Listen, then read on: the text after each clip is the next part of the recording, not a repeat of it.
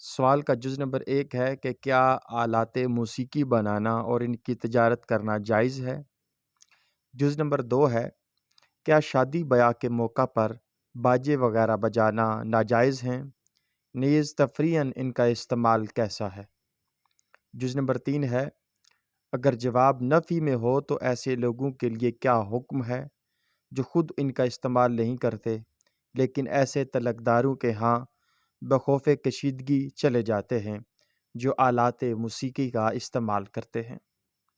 جز نمبر 4 ہے کیا ہمارے لیے ایسے نکاح میں شامل ہونے کی اجازت ہے جہاں آلات موسیقی کا استعمال ہو رہا ہو؟ جز نمبر 5 ہے کہ آلات لہو کے حامیوں کا خیال ہے کہ چونکہ حضور صلی اللہ علیہ وآلہ وسلم کے زمانہ میں دف ہی ایک موسیقی کا آلہ عرب میں رائج تھا اور آپ نے اس کے استعمال کی اجازت دی ہے، لہٰذا ہمارے زمانے میں دف کی اگر متعدد ترقی یافتہ شکلیں مستعمل ہو گئی ہیں تو ان کا استعمال کیوں نہ روا ہو؟ جز نمبر 6 کہ کیا دف آلات لہو میں شامل ہے؟ جواب ارشاد فرماتے ہیں، جز نمبر 1 کا جواب ہے، حدیث میں آتا ہے نبی علیہ الصلوۃ والسلام نے فرمایا میں آلات موسیقی کو توڑنے کے لیے بھیجا گیا ہوں۔ اب یہ کس طرح صحیح ہو سکتا ہے کہ جو نبی اس کام کے لیے بھیجا گیا ہو اس کے پیرو انہی آلات کو بنانے اور بیچنے اور بجانے کے لیے اپنی قوتیں استعمال کریں؟ جز نمبر 2 کا جواب ارشاد فرماتے ہیں، شادی بیاہ ہو یا کچھ اور، باجے بجانا کسی حال میں درست نہیں۔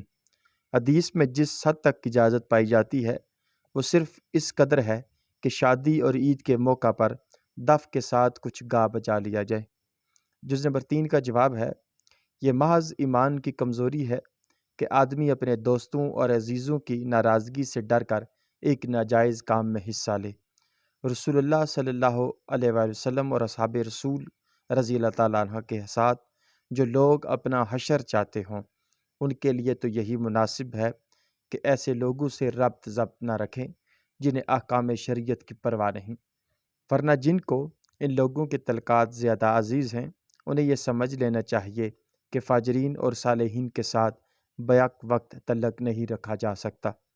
جب تمہاری دنیا فاجروں کے ساتھ ہے تو آخرت میں بھی انہی کا ساتھ نصیب ہوگا۔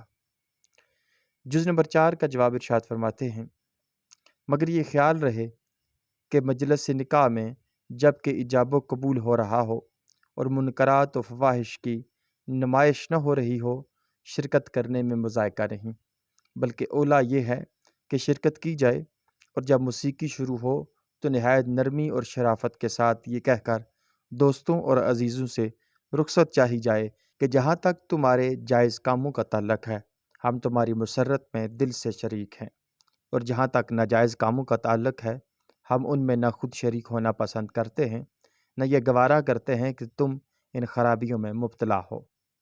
جز نمبر 5 کا جواب ہے، یہ محض غلط ہے کہ دف کے سوا اس زمانہ میں اور کوئی دوسرا آلہ موسیقی نہ تھا۔